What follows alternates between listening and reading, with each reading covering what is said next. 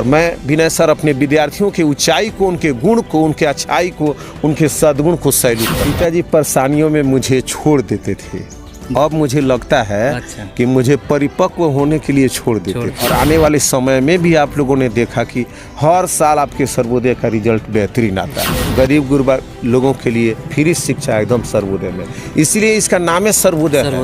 ये सबका उदय होता है, अमीर गरीब सब लोगों का। पहाड़ उड़ सकता है, समुंदर सूख सकता है ना। हमारे विद्यार्थी हमें भूल सकते हैं मगर हम नहीं भूल सकते। Hello guys, welcome back to our channel with another video. तो गाइज़ आज हम आ गए हैं अपने स्कूल में जहां मैंने 10वीं क्लास तक पढ़ाई किया था।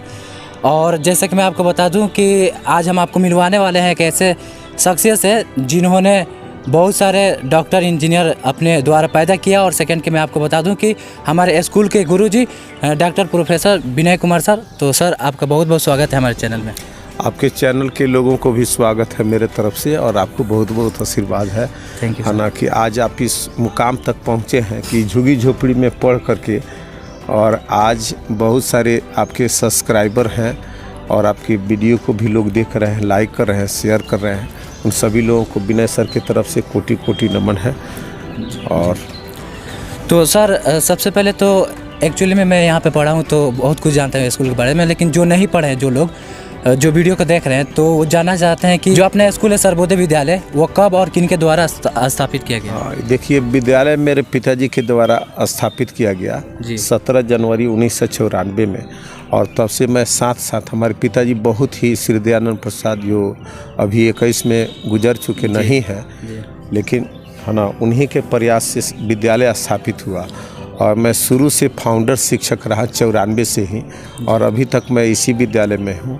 मैं डिग्री कॉलेज में प्रोफेसर भी रहा हूँ। और इस झुग्गी झोपड़ी में पढ़ा करके, खास करके गरीब गुरबा परिवार के बच्चों को, जिनको कोई दिशा नहीं दे सकता था, मैं गांव-गांव में घूम घूम करके, है ना, बकरी चराने वाले बच्चों को, नहीं पढ़ने वाले बच्चों को विद्यालय से जोड़ा, पढ़ाई से जोड़ा और पढ़ा लिखा करके उनके डॉक्टर इंजीनियर बनाने का कार्य किया।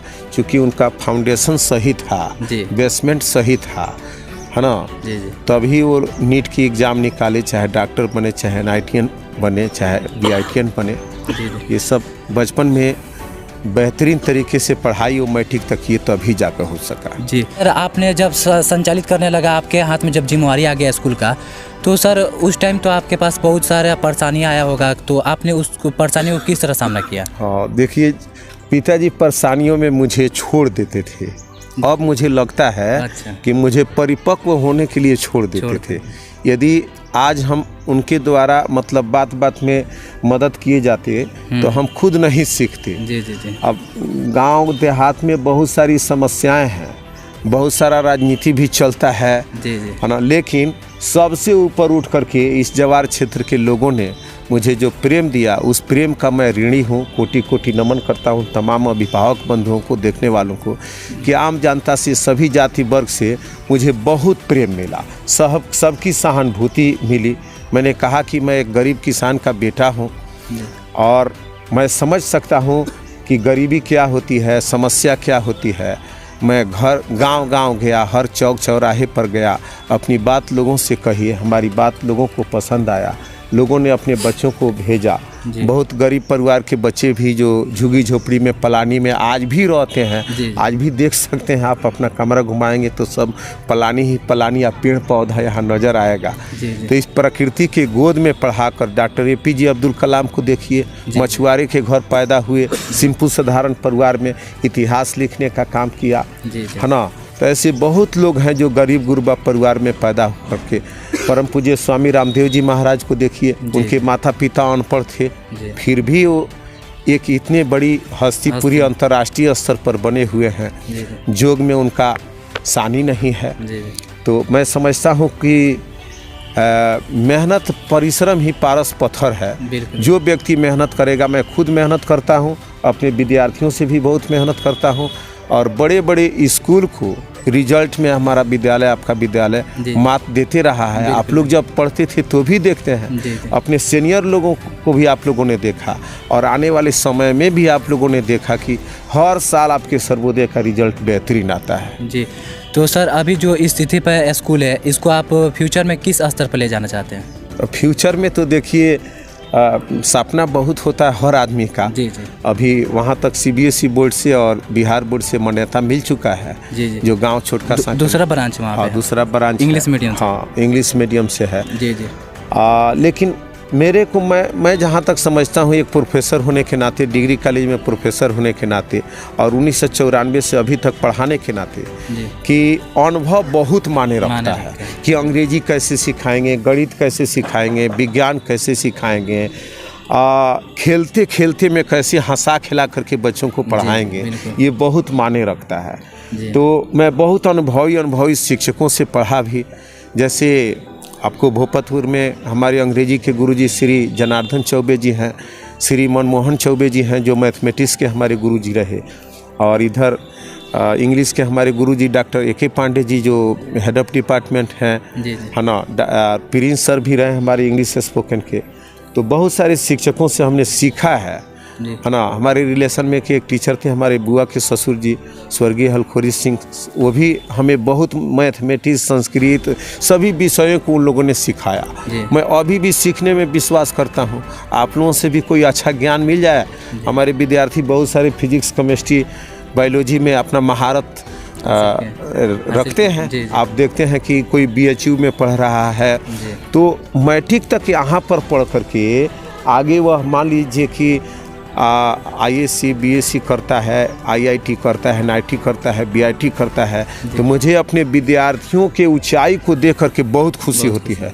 जैसे आप ही आज मान लीजिए YouTube से आपका पैसा आ रहा है, तो मुझे बहुत खुशी होती है कि हमारे विद्यार्थी पढ़ाए हुए इतनी बड़ी बड़ी हस्ती बने हुए हैं कि मुझे ऐसे करके अपने विद्यार्थियों को ऊंचाई को देखना पड़ता है।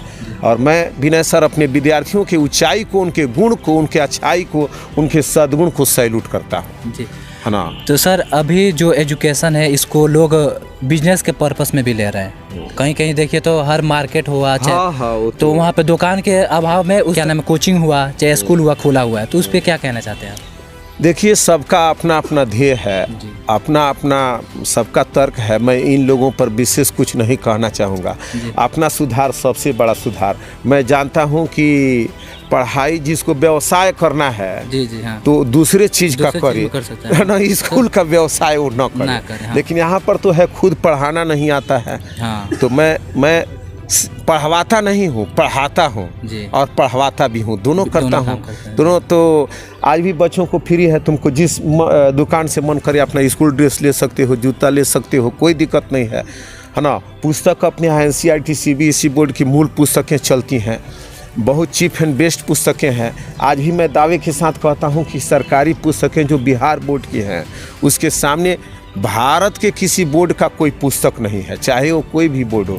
खास करके इंग्लिश मीडियम, इंग्लिश का बुक कोई देख लेगा बढ़िया से, यदि नहीं देखा हो वो कुछ कह सकता है, लेकिन है ना। अक्सर लोग सरकारी शिक्षकों को दोष देते हैं, लेकिन बताइए वहाँ कैसे लोगों के बच्चे जाते हैं।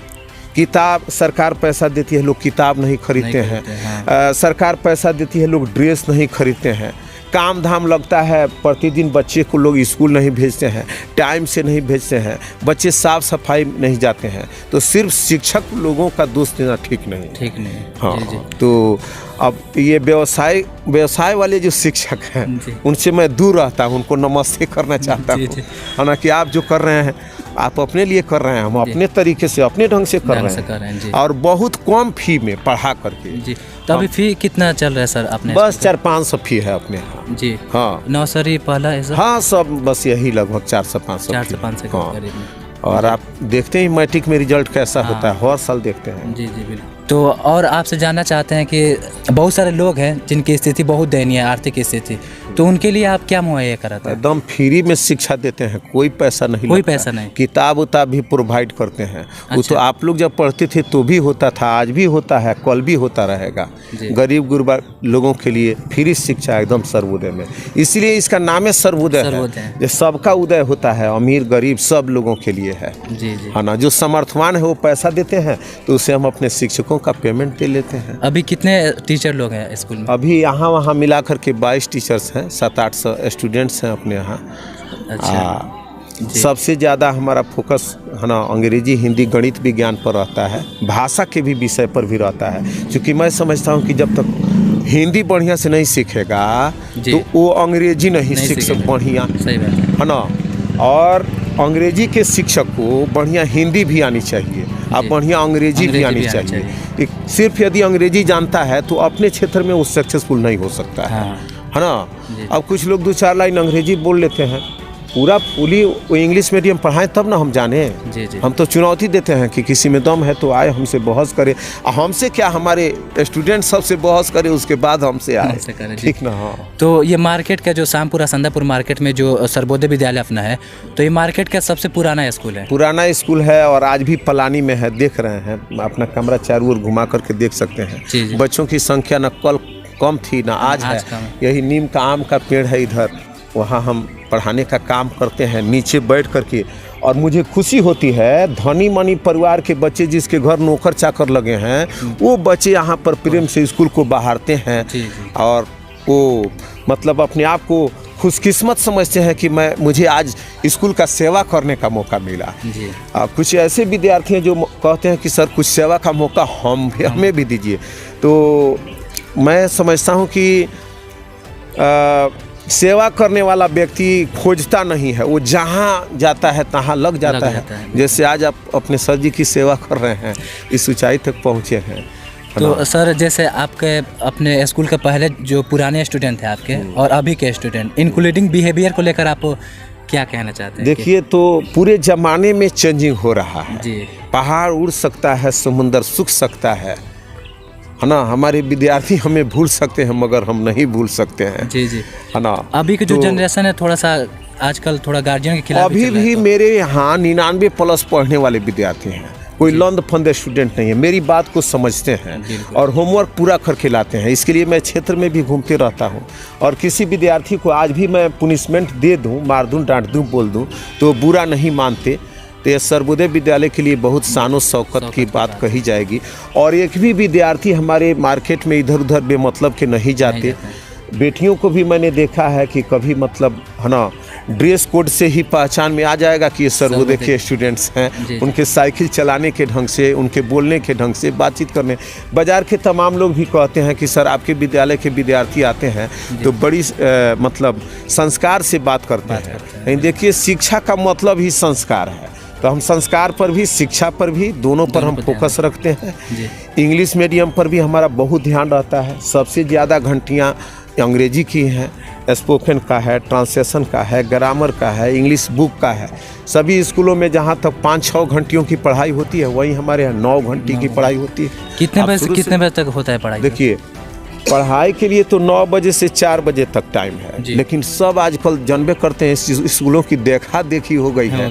किसी स्कूल का कोई मतलब निश्चित टाइम नहीं। कोई 8 बजे लगता है, 12 बजे छुट्टी हो जाता है। कोई 8 बजे लगता है, 1 बजे छुट्टी। अपनी अपनी मर्जी है। लेकिन मेरा अपना विद्यालय अभी भी 9 बजे से 3 बजे तक, 9 बजे से 3 बजे तक, 3:30 पौने 4 भी हो जाता है, कभी कभी 4 भी बज जाता है। है ना। वो विषय वस्तु के पढ़ाने के मैटर पर निर्भर करता है। जब तक कोई कंसेप्ट क्लियर नहीं हो जाता तब तक हम पढ़ाते रहते हैं। अच्छा, आप लोग जानते ही हैं इस बात को। सर पहले जब हम लोग पढ़ते थे और हम लोग से भी जो सीनियर थे, तो उन लोग को आप कड़ाई में तो कभी मुरावत नहीं किया, किसी भी तरह के डिसिप्लिन में बेंच में दाब कर भी मार देते थे। बट अभी सर अभी कड़ाई वैसा ही है कि कम हो गया है? मैं बहुत नॉर्मल हो गया हूँ पहले से। मैं अपने विद्यार्थियों से बहुत प्यार करता हूँ और मेरे विद्यार्थी भी मुझसे बहुत प्यार करते हैं। वी लाइक ईच अदर, है ना, वी रेस्पेक्ट ईच अदर। हम यहाँ तक कहते हैं, चूँकि एज का भी फैक्टर होता है। आज के 20 साल पहले हम खूब जवान थे ना, थोड़ा सा यंगर मैन थे हम, लेकिन अब 47+ हूँ तो 28 साल मुझे पढ़ाते हुए हो गया, तो अब थोड़ा सा मेरा मन शांत हुआ है और मुझे छड़ी की ज़रूरत बहुत कम पड़ती है, बहुत कम।